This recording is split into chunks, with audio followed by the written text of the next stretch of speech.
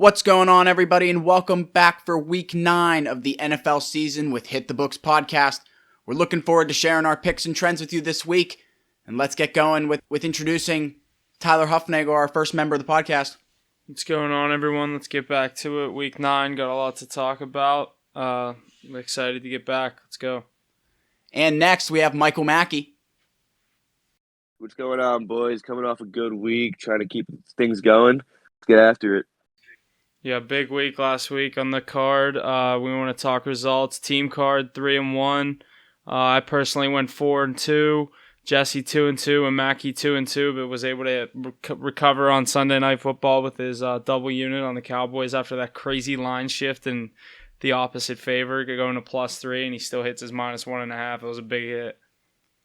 Yeah, I let it ride with all the line changes, but at the end, coming out on top, 7-0 against the spread now, so yeah, keep riding Dallas. The original spread, too. They were originally, what you got them at, what was it, -1.5, or was the original one -1?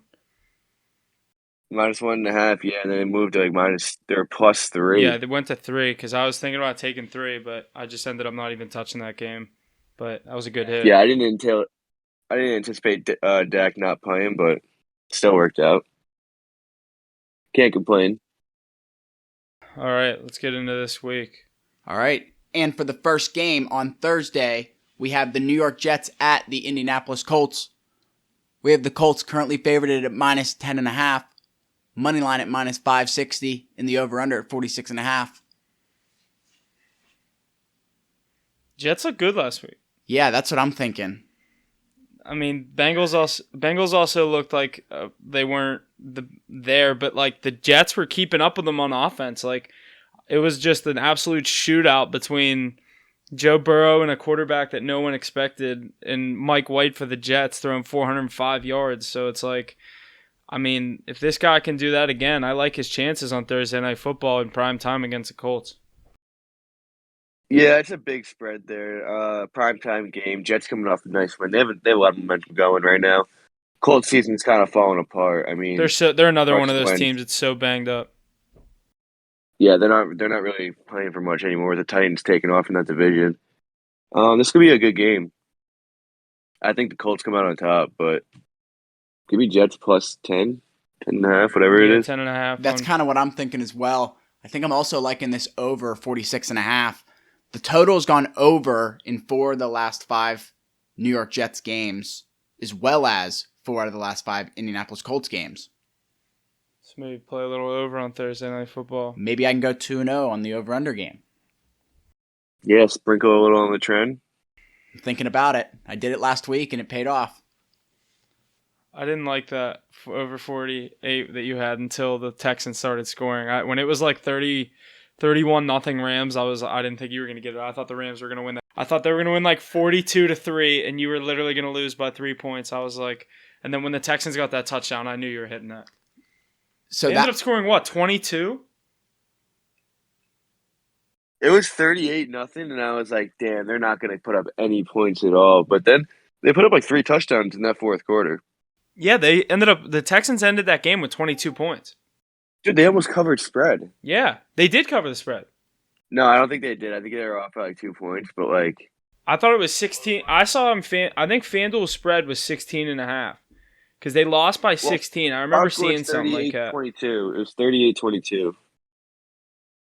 Yeah, I was like, whenever I saw that number sitting at whatever it was, the end of like the third quarter, halfway through the fourth, I was like, there is no way they're covering that or hitting that over.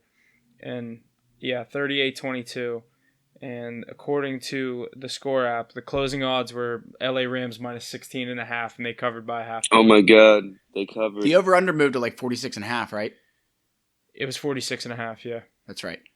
So you hit your over still. I still hit my over. Still covered. And that was -105. So technically, it wasn't the favorite pick whenever you took it, but so it was showing signs that it was going to drop. But I like the over in any of those Rams games. That offense can put up points at will with, I mean, Cooper Kupp showing that he can score 2 touchdowns any week. Thank you, gentlemen. And that's a good segue into our next game, the first Sunday 1 p.m. game, Houston Texans at the Miami Dolphins. We have the Dolphins favored at -6.5. The money line at -290, and the over-under at a solid 46. Houston is 8-1 straight up in its last 9 games when playing Miami. So I think we could see a possible cover by the Texans here, but I don't know if I see them winning. I like giving the Texans the points here. I'm not. Both of these teams are 1-7. I know Dolphins are at home, but they got Tua back. I just think that the Texans are able to keep this thing close. These are two kind of, like I said, 1-7 teams, so I don't expect too much out of this game. If anything, I like the under 46. I don't have too much faith in either of these offenses to put up like right around 23 points. So I like the under and maybe give the Texans the points. Yeah, it's just two bad teams going at it. I mean, 6.5 points is pretty high for two 1-7 teams. Yeah. Especially Dolphins are obviously proving that they can't hang with anybody. Yeah, 6.5 is a lot. I'd say Texans plus 6.5 is good here. Yeah, it's just when there's two teams that are this bad, I feel more comfortable giving the points than, you know what I mean, having to have the bad team that's also 1-7 win by 7. Yeah, exactly. I mean, I don't think obviously they're not good, but I don't think the Texans are They're not the worst 1-7 team bad. in the league. I Yeah. don't think they're the worst team in the league, so they could definitely do something here. Yeah, they're not 1-7 bad, but I mean, they're also not like, you know what I mean, like you said, they're not. No one's expecting anything of them, but Yeah, I'm not expecting anything out of they're them. covering games, as we were saying earlier in the year. They were covering games, so, and they just covered last week against the Rams, absolute backdoor cover as you can get. That's how it goes. But let's go right into this next one. Denver Broncos at the Dallas Cowboys. We have the Cowboys favored at -9.5. The money line at -430, and the over-under at 49.5. Denver is 5-0 straight up in its last 5 games when playing Dallas. I feel like that's a longer time trend there. Yeah, I don't even know. Interconference game. Yeah, that goes back a couple years, but this one right here, I'll give Dallas the 9.5. They've been covering. They've been a cover machine. What are they, 7-0 against the spread, whatever. Yeah, I like them to win this game at home. Sunday, 1:00 game at home. I think they could win this game by 21 points. You know, just absolutely rout the Broncos. But yeah, I like Cowboys -9.5 here a lot. Yeah, if Dak is healthy, this could be a bloodbath. I mean, yeah, that's the big if. But this could be a field day for him. 500 yards, 3 touchdowns, 4 touchdowns. I don't know. Dallas has shown that they're obviously one of the best teams in the league. They can get wins without their star quarterback. So, give me Dallas -9.5. Follow the trend. I think I'm also liking that Cowboys -9.5. I don't know. 9.5 is just so high, a tough number to play with. But I think it's doable. All right, and next 1:00 game, we have the Minnesota Vikings at the Baltimore Ravens. We have the Ravens favored at -5.5. The money line at -225. 235. And the over-under at 49.5. The total has gone over in 5 of Minnesota's last 6 games when playing Baltimore.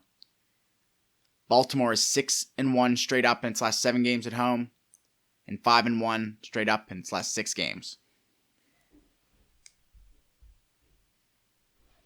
I like the Ravens here at home. I think their offense gets everything going with a week of rest off the bye week. I just think Minnesota has been kind of a very inconsistent team all year, as we've been saying, and on the road, only getting 5.5 points. I don't have much faith in their offense to do much here in Baltimore on a Sunday. So give me Ravens -5.5, and if I'm playing the total, I'll go over on that. I think these offenses are going to be able to score. I could see the Ravens putting up 30-some points in this game. So yeah, give me the Ravens -5.5.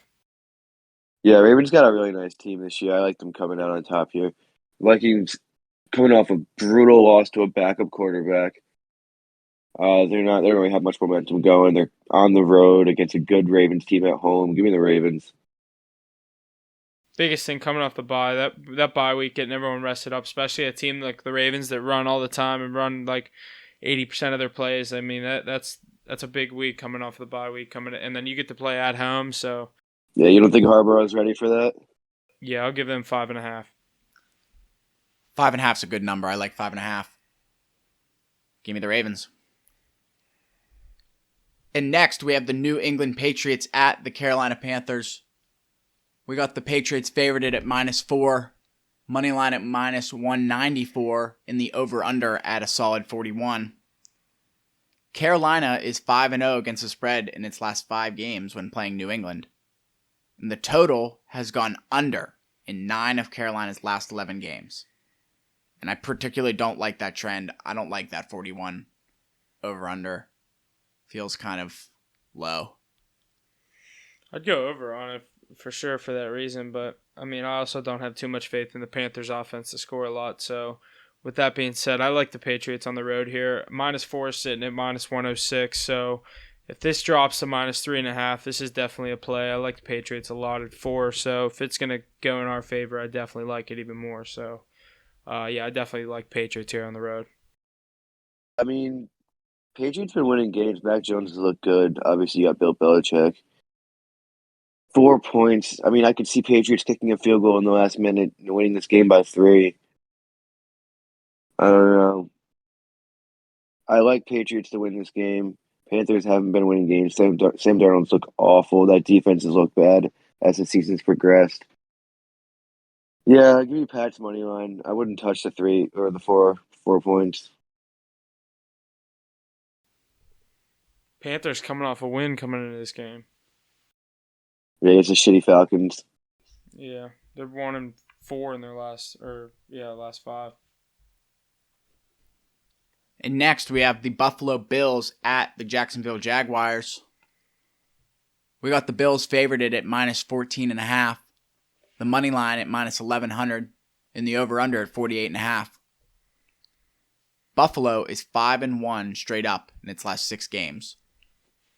So I definitely see a Bills win here. Do you guys like the 14.5?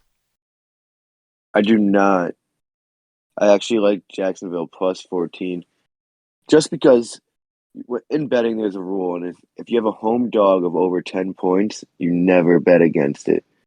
And even though Jacksonville's obviously awful this year and Buffalo's proved they're a top team in the league, you can't go against a home dog of 14 or 10 plus points, and it's at 14. So, yes, Bills win this game. Jacksonville backdoor covers. Yeah, it's just tough. I don't like putting my money on teams like this, but I see what you're saying. I just don't have too much faith in Jacksonville. I don't even know if they're going to score a point in this game, so I don't know. If it was 13.5, I'd say Bills, but that 14, this is like prime tease. It'll probably like move perfect up, too. tease game. Drop it a little bit. Yeah, I'll probably, if I were to take something like this, I'd probably do like 12.5. But I mean, saying that, if they win by 13, Jacksonville covers 14.5. So just whatever floats your boat. But I don't know. I don't have too much faith in the Jaguars this year. I'd just stay away from a 14-point spread anyway. Can't disagree with that. 14.5, that's just super high. How do you... They might win it by 15, but I wouldn't put my money there. And next, we have the Battle of Ohio, the Cleveland Browns at the Cincinnati Bengals.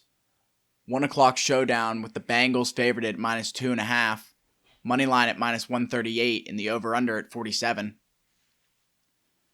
The total has gone over in 6 out of Cleveland's last 7 games when playing Cincinnati.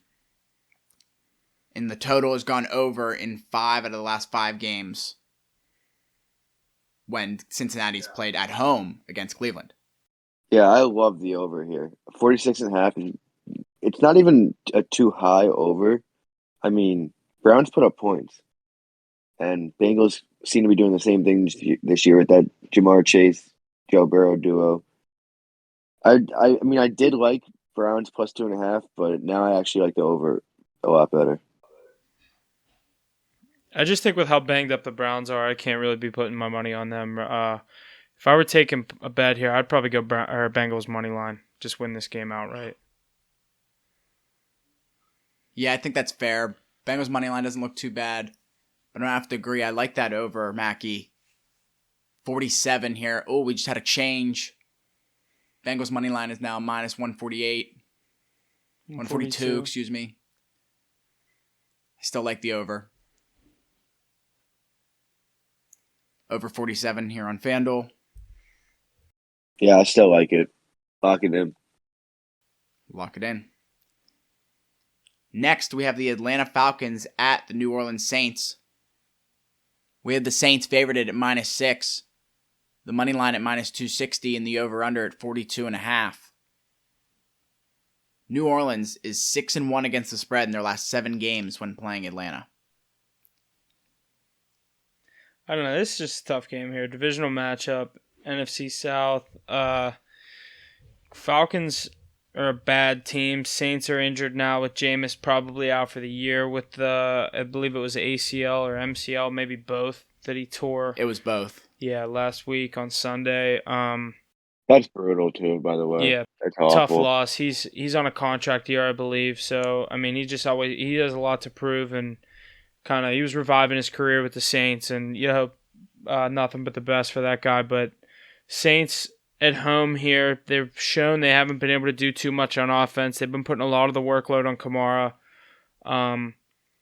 I don't know. 6 is a tough spread here. If it was like 4, I would like it a lot more with the Saints, but I just also hate betting on the Falcons, so I don't know. Here, what are you thinking? I just truly have no idea here. Well, I actually like Falcons. What are they, +6? Yeah, I have 6. I just can't put in my head that I'm betting on the Falcons, but I'm leaning towards Falcons +6. That seems like too many points in this divisional matchup. Yeah, it's such a team you don't bet on, but Jameis being out, Falcons really haven't looked awful this year. I mean, they're 3-4. Matt Ryan's having a decent year. Yeah, 5.5. I'll take it. I might even sprinkle a little on the money line here. Injured quarterback. Who's even starting for them this week? Taysom Hill. Oh my god. I don't even know what to think of him. He wins games though. Yeah, but does he? Yeah, I don't know. Falcons +5.5. Lock it in. We got 6, so if he likes that even more, I bet. Falcons +6. Lock it in. Very, very nice. Next, we have the Las Vegas Raiders at the New York Giants. We have the Raiders favored at -3, money line at -156, and the over-under at 46. Las Vegas is 4-1 straight up in its last 5 games on the road, as well as Las Vegas is 6-2 straight up in its last 8 games. What happened? I think I like Raiders -3 here.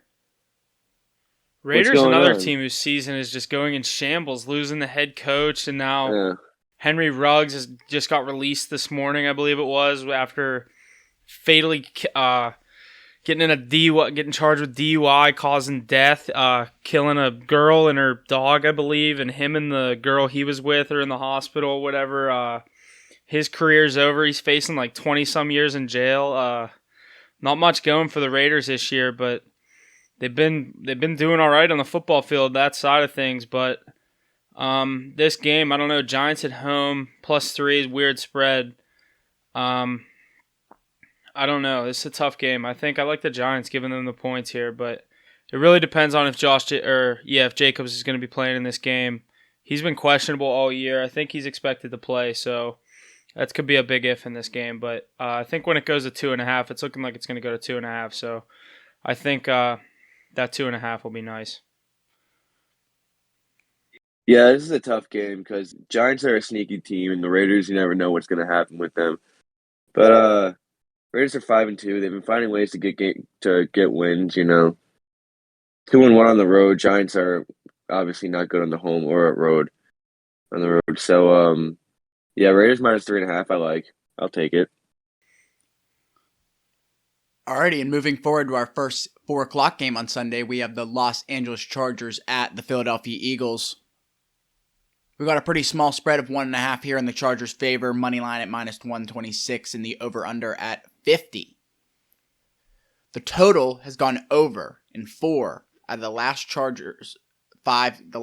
five games the Chargers have played against Philadelphia. The Chargers are also 4-1 against the spread in their last 5 games on the road. Yeah, everything's. Yeah, I like the Chargers. Yeah, I was gonna say everything's pointing at the Chargers here. Eagles coming off of I think they scored all their points up for the season last week in Detroit. I love the Chargers minus 1.5 here. I think this spread's really small. It kind of scares me, but I love it. Give me Chargers minus 1.5. Yeah, I mean, not much to say here. The Eagles aren't a very good team. This could be a trap game, but whatever. I'll fall into the trap. Yeah, like I always say, I'd rather be in it than watch it on the sidelines. So. Yeah, whatever. Yeah, watch easy money slip from your hands. Yeah. But Chargers could win this game by 40 points like the Eagles did last week in Detroit. Yeah, Justin Herbert's going to put up a field day. Coming off a tough week. Against awful Eagles defense. Give me Chargers minus 2. With that being said, let's move forward to the 4:30 game, the Green Bay Packers at the Kansas City Chiefs. The Chiefs have moved to minus 7.5. It has been moving a little bit throughout the day, starting at, 1? It was -1, and then this morning, Aaron Rodgers tested positive for COVID, and he's ruled out for this game. So, with that being said, it's going to Chiefs minus 7.5, sitting at minus 115, and the money line at minus 375 now. Just wishing I would have jumped on that Chiefs at -1. If we would have done this podcast yesterday, we would have been sitting here talking at -1, but we're going to talk a more accurate line here. So, yeah, well, you probably wouldn't have taken Chiefs -1 if Aaron Rodgers. No, I was probably would have had Packers. So it's tough to say. So it's Jordan Love first start. I don't know, going into Kansas City, it's a tough place to play. I know the Chiefs aren't a good team this year necessarily, but Arrowhead's always going to be a tough place to play. I don't know. 7.5's tough, and it's just going to keep going up. So, I don't know. What are you thinking here? I don't know. I mean, a backup quarterback we've never seen before. Chiefs look awful, though. I mean, did you see them last week against the Giants? I wasn't watching that game fully. I was watching like parts of it, but the parts I did watch, I just kept watching Chris Jones go off sides and the Chiefs get offensive holding calls. I feel like they get called. I feel like they get 15 penalties a game. I mean, they're home against one of the worst teams in the league, and they win by 3, and only because of penalties. And they do it to themselves sometimes. It's like I was saying, like they'll have a 3rd and 5, and Chris Jones will go off sides, and boom, first down. Like you need to get off the field there. You know what I mean? Like you have one of the best quarterbacks in the NFL. You need to get off the field, get him on the field, get the ball in your hands. Like you said, you're playing the Giants at home. You should be winning that game by 10 to 17 points in the final score. At least. With a $500 million quarterback, yeah, you probably should win that game by 17 points. Now, this game, I don't know. The Chiefs just haven't been covering. It's hard to take them here, but like you said, just rookie quarterback. I would avoid this game. This was going to be the game of the week. This is what the NFL intended to be the game of the week, but it's not what we're going to get with Aaron Rodgers out. But still could be something to watch, see what Jordan Love ends up doing. But I don't know. I really don't know. I don't like these points at all. 7.5 points is a tough spread, especially with no Aaron Rodgers. You don't know what to expect from the Packers. We'll have to see what happens. Sunday, 4:30. Yeah, if Aaron Rodgers was playing this game, I 100% would have taken the Packers. I agree. Yeah, definitely Packers money line. Alrighty, and next we have the Arizona Cardinals at the San Francisco 49ers. We have the Cardinals favored at -1, the money line at -116, and the over-under at 45.5. Arizona is 7-1 straight up in its last 8 games. They're also 5-1 against the spread in their last 6 games. It's another tough one. Kyler Murray's questionable coming in this game off that sprained ankle. I think they expect him to play, but it's like kind of like how he's feeling, game time decision type idea. If you want to take a gamble on this one, I like the Cardinals if you get them at -1, even though he's questionable. Like, I mean, there's a chance. Like I said, you can get him at -1, and there's a chance he plays. So if we go into Sunday at 4:26 p.m. and the Cardinals confirm that he's playing, this spread's going to go to probably Cardinals -2.5. I could see, even though they're on the road. Yeah, I can see it moving even more, honestly. Uh, the thing is, how do you even make a spread like this if you don't know if a starting quarterback's playing? Like, Yeah. it doesn't make sense to me. But yeah, I mean, Cardinals -1 is a steal if Kyler's playing. If he's not playing, I The wouldn't. Cardinals are I so mean, banged a up right starting. now too. Say again. Cardinals are another one of those teams that are getting all banged up. J.J. Watt's out for the year. I mean, that's a given. It happens every year, but he was a big part of their defense this year. Now Kyler's out, questionable. But they've been getting it done. They have all those guys at the skill positions. A.J. Green just forgot his route last week. Or what was it? Yeah, that was last week on Thursday. Yeah, it was last Thursday. I still think they're a good team with him in the lineup. He's had the 10 days rest coming off the Thursday game into Sunday. I think, like you said, if he plays, -1's free money. So it's up to you if you want to take the gamble on that and take it right now and take your chance on him playing the game or not. But I'd probably wait and see what he's doing. Yeah, definitely. It's worth the line movement to see if Kyler's playing. Yeah, if he's playing 100%, taking the Cardinals. Might put it on my card, even though he's not playing yet. And see what happens, because I think I like it. Alrighty, and now the Sunday primetime game, the Tennessee Titans at the Los Angeles Rams. We have the Rams favored at -7.5, the money line at -360, and the over-under at 53.5. Tennessee is 6-1 against the spread in their last 7 games, and the Rams are 7-1 straight up in their last 8. This is another one of those games that was supposed to be such a good Sunday night game. Titans at Rams. Derrick Henry going down. He's going to be out at least 3 to 4 weeks.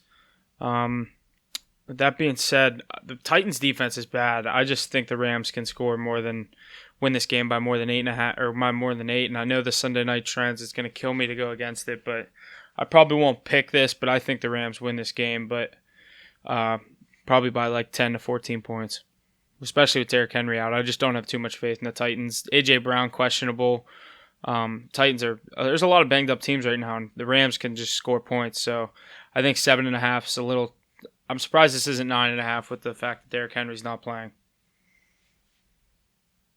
Yeah, I mean, I don't know. I think the Rams are overrated, honestly. I think if you're a team in LA, you automatically get like an extra 3 to 4 point spread just because you're in LA. Just because I don't really think this should be a 7.5 point spread. I disagree with what you were saying. I mean, Derrick Henry's out. Obviously, he's the biggest part of that team, but it's not like they can't move the ball without him. They still have Julio Jones. They still He have could be out. He's probably AJ questionable. Brown. Both of those receivers are questionable. Yeah, but chances are they're gonna play. And then Ryan Tannehill's not a bad quarterback. He can move the ball down the field. He can get points by himself. Yeah, that defense is just brutal. I know. Yeah. I mean, play my cards. I'll go with the trend. Give me Titans plus 7.5. I want to see something. I'm reading his injury update. No, that was for last week. Okay. Yeah, there's no update on Julio Jones. He's just still questionable. Yeah, I don't know. I like the Rams here. Probably won't take it, but I like Rams. Yeah, I probably won't take it either. But All right, with that being said, we have the Monday primetime game, the Chicago Bears at the Pittsburgh Steelers. Steelers favored it at -6.5, the money line at 270, and the over-under at a 40. Solid number. The total has gone under in 6 of Chicago's last 7 games. The total's also gone under in 5 of Pittsburgh's last 7 games.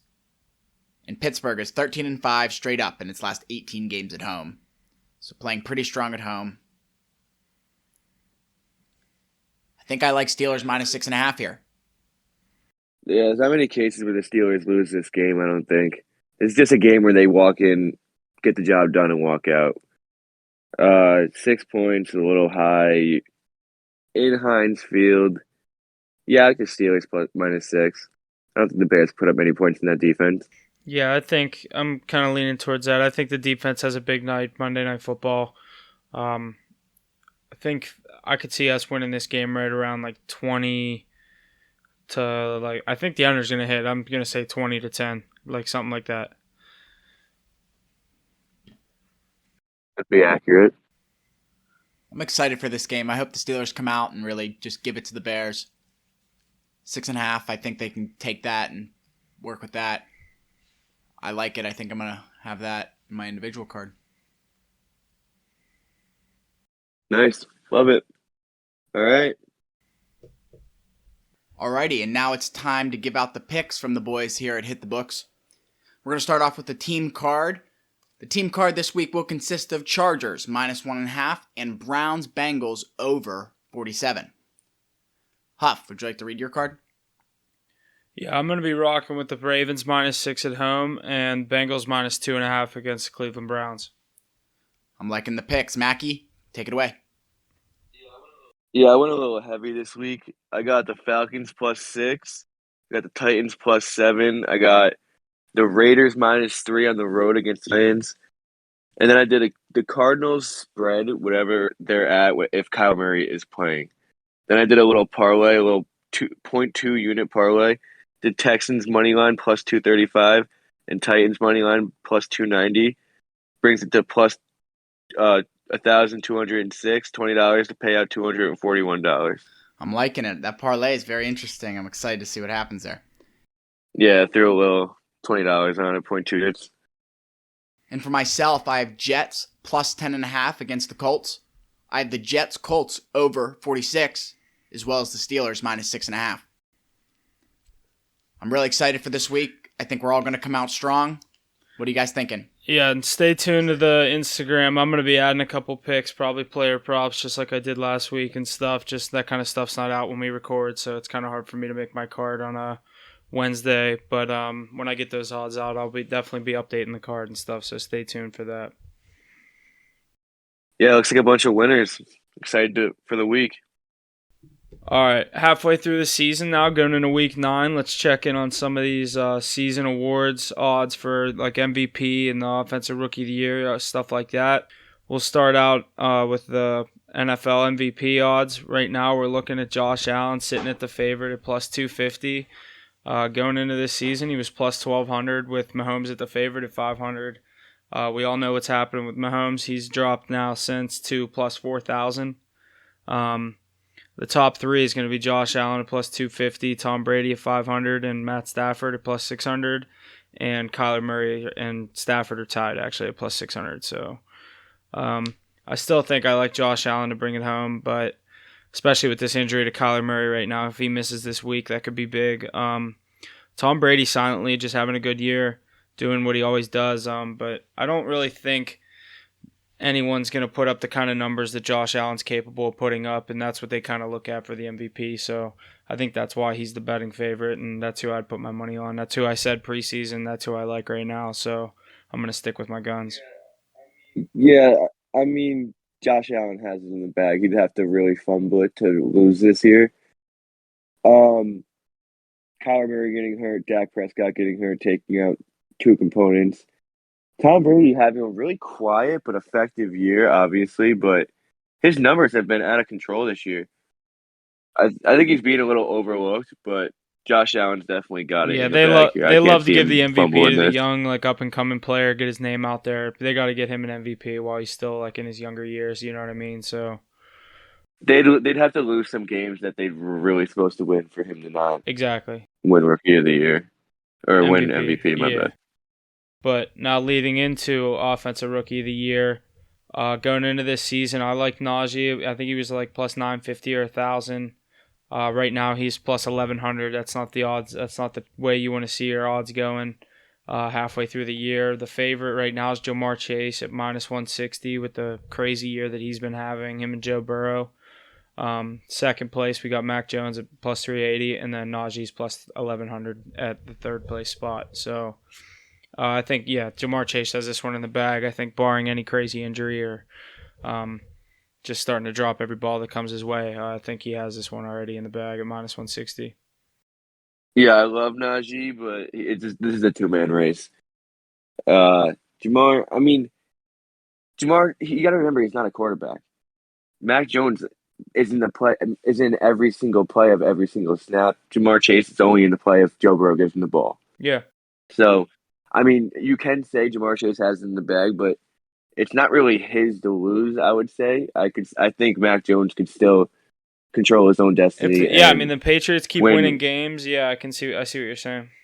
Yeah, just him being a quarterback just gives him a lot more opportunity to be a better player. So I think Jamar Chase wins it, but I wouldn't rule out Mac Jones. You never know how the second half of the season could go. Yeah. And then defensive rookie of the year, Micah Parsons is going to be the favorite at plus 110. I'm surprised he's not minus odds yet. He's been having a good year. Jason Alway plus 700 and Azeez Ojulari at plus 1,000. One of my favorites for the defensive rookie of the year going into this year was Patrick Surtain for the Broncos. After that hot start, they've just cooled off, and I think that's kind of why his odds are slipping. I think he's been having a decent year, but their defense and stuff, they just lost Von Miller. It's just going downhill in Denver. So I think Micah Parsons is going to get this one. Denver's definitely on the route to tanking right now, but Patrick Surtain's haven't had a great year so far. He's definitely been the highlight of that team. I loved him coming out of Bama too, so I knew he would be good. Yeah, he's having a great year. That's literally that was my logic picking him when I said defensive rookie of the year. That's why I liked him. But usually, like I also remember saying this, usually with the defensive rookie of the year, the favorite going into the year usually ends up winning it, and that's looking like what's going to happen here. Yeah, I like Micah Parsons here. He's having a dog of a year. Dallas is winning, so you figure he'll get it. Especially a team that needed a defensive player to like come in and step up. I mean, they didn't know they were going to lose Jalen Smith, but I mean, he's filled that role in perfectly, and that's exactly what they were looking for. But yeah, dude, that defense has clearly gotten a shit ton better. So yeah, maybe that's what they needed was that. They also got Diggs back, so that helped they a look lot. good. And then, I mean, leading right into that defensive player of the year, top three guys: Myles Garrett plus 300. It's going to be a lot closer race than a lot of the other ones. T.J. Watt plus 400 and Trayvon Diggs plus 500. And then you can never count out Aaron Donald sitting down there plus 800. Looking at this one, I don't think there's too much value in Myles Garrett at plus 300. I know the Browns or he's always going to do what he can do. On like last week against the Steelers, we had a fourth round left tackle. I mean, Garrett was involved in the plays, but I think he had a sack, maybe sack and a half. But if you tell me going into that game that Myles Garrett's coming into the game dressed as a Grim Reaper with every quarterback's name on a cape that he's ever sacked, and he's only going to get one sack on a statue, Ben Roethlisberger, on a rookie left tackle, like, come on, you got to have a bigger day than that, especially at home. I don't know. I think this is kind of between T.J. Watt and Trayvon Diggs. If Diggs can keep up this interception rate, he's definitely going to be in the conversation towards the end of the year. It's just usually a lot harder for defensive backs to win this kind of award because they need those kind of stats. If Watt and Garrett keep putting up the sacks, it's going to be hard for Diggs to keep up. Yeah, it's like the same thing as like Jamar Chase being a wide receiver and Mac Jones being a quarterback. Yeah.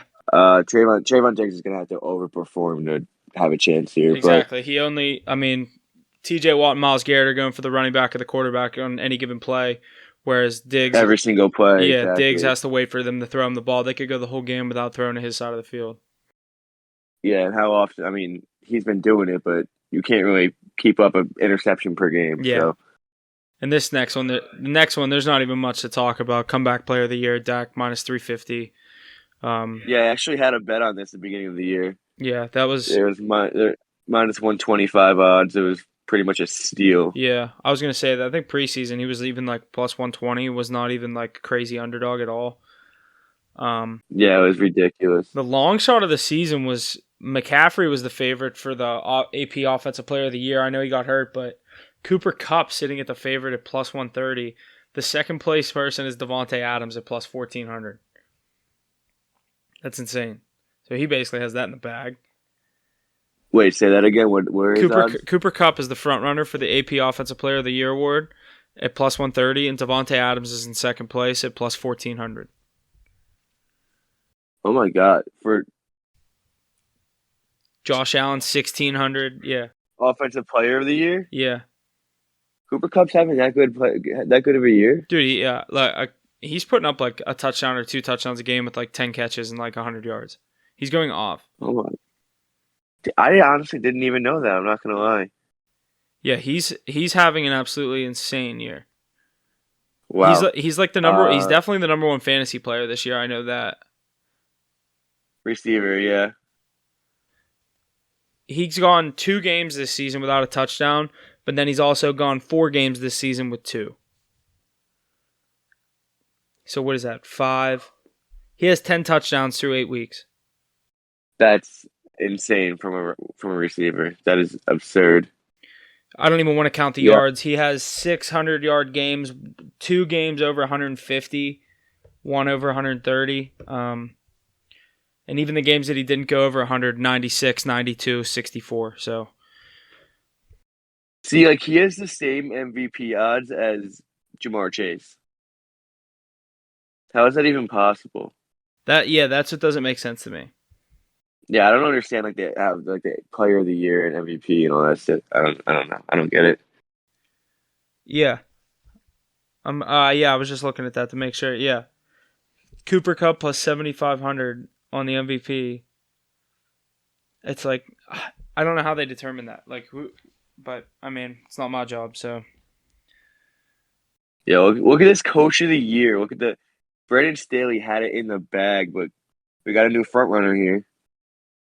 Mike McCarthy at plus 600 is the front runner for Coach of the Year now. Who's the top 3? Brandon Staley has been like plus 200 the entire time. Now he's plus 700, and Cliff Kingsbury's plus 700 as well. If the Cardinals keep up the pace for that, I could see Kingsbury getting it because he's like a younger coach. Yeah, definitely. I think one of those teams are going to end up like 15-2 or whatever it is, 14-3, and whoever it is gets Coach of the Year. Yeah, exactly. How about the Braves winning the World Series? That team just clicked at the right moment. I going into that series, I wanted as soon as the Braves got there against the Dodgers, I was just rooting for them to get the Dodgers out of the playoffs. I mean, I like Mookie and a lot of the guys on the Dodgers, but I just like seeing new teams get in and win. So, yeah, but I'm telling you, that Braves lineup, player for player, matches up with the Dodgers. That team was insane. Yeah, 6 Each games player, they did Austin Riley, Adam Duvall, Soler. That closer for the Braves, Will Smith, is that his name? He's disgustingly good. Yeah, he's filthy. Yeah. And they did it all without Acuna. Freeman showed up with 5 home runs, just absolute tear of a World Series. That's the craziest part is Ronald Acuna wasn't even playing. Yeah, a lot of people are acting like a lot of people on ESPN right now. They're like, "Oh, Freddie Freeman's the face of the franchise." Yeah, he's the face of the franchise, but your best player has been out since July. Exactly. Yeah, he's the face, but he's definitely not the best player. Just because Ronald Acuna, you know what I mean, it doesn't want to be in front of the cameras all the time. Like Freddie Freeman's like the perfect spokesperson for a team. You know what I mean, like captain idea. But I don't know. Like Acuna's your best player by far, and everyone's acting like Freeman's nothing a personality about it. guy. Yeah. But I don't know. Congratulations to the Braves, and I just got a notification here, a little hockey update. Sidney Crosby has COVID. Penguins star displaying mild symptoms as team continues to battle multiple cases. Jeez, of course. Came back falling from one game. apart. So yeah, he's gonna be out for a little bit. They're falling apart right now. Dumoulin also tested positive. Yeah, Pittsburgh's going through it right now. Yeah. Let's talk about Henry Ruggs. Dude, that was crazy. When I got that update, I woke up to that. Yeah, when I got that update, it was the crash was yesterday morning. It was yesterday at 3:45 a.m. Yeah, or 3:49 a.m. or something. Yeah. Yeah, it was yesterday, real early in the morning. Report. He'll never play another game again. Oh, he's gonna go to jail. Yeah, he's at least he's looking at like 20 years in jail. I mean, he's the leading receiver he's the leading receiver for the Raiders. 24 receptions, 469 yards, 2 touchdowns, a game winner against the Steelers. 22 years old, he just threw his life away. Yeah. That's insane. Gotta act up. Probably could have called the Raiders head coach and been like, "I'm hammered. I need a ride home," and they would have sent a limo. Yeah. Whatever. Happens to the best of them. It's ridiculous. Like, they act like they can't afford an Uber or something. Like, come on. Yeah, they're going 120 down the freeway. Yeah. It's ridiculous. Then what did he do? He rear-ended the car, didn't he? Yeah, he hit the car in front of him. Yeah. And they spun out. That other car, the other car, somebody died in it. Yeah. It probably flipped 100 times. Yeah. Crazy. I don't know how he's not getting manslaughter charges. He's just getting DUI with result in what was it, like DUI? DUI resulting in death. So it just basically means obviously he was charged with the DUI and the person that he hit. It's literally manslaughter. Yeah. So I mean that court case will be interesting to see what happens to him. I mean, he's definitely never going to play another NFL game. So. Yeah, well, at this point, hopefully he can just get his life back on track. Yeah. So that's really it, though. Not much else to talk about, I guess. Yeah, week 9. Let's get at it. Stay tuned to the Instagram. Gonna update the team card. We gave out our picks, but I'm gonna have a couple more coming. Some anytime touchdown scores, maybe a teaser, some parlays. We'll see what we're cooking up coming Sunday morning. But let's get to it. Make some money this weekend. Get back to the winning side. Or stay on the winning side, as we all had a good weekend last weekend. So let's have a good week, boys. We'll get back to it next week. So see you next week, and stay tuned to the Instagram for the picks. Yeah, boys, we're just starting to get rolling. Let's go. Stick with us here. Looking for a strong week from everyone this week. I'm excited for this week with the MLB finishing up. I'm excited for the NFL and the NHL to take off.